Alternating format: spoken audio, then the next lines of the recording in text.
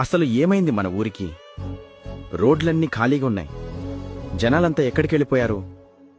వ్యాపారం లేక, వ్యాపారస్తులు షాప్స్కి అద్దెలు పేమెంట్లు కట్టుకోలేక విలవిలలాడుతున్నారు. ఆధారం బిజినెస్లే. అలాంటిది కొన్ని రోజులుగా వ్యాపారాలు లేవు. ఈ పరిస్థితి మన ఊర్లో ఒకటేనా, లేక వేరే చోట కూడా అలానే ఉందా?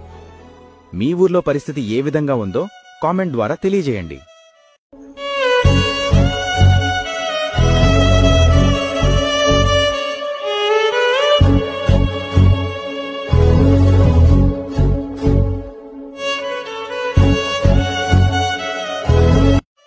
అసలు ఏమైంది మన ఊరికి?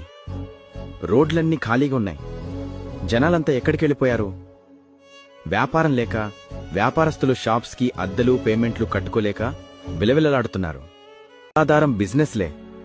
అలాంటిది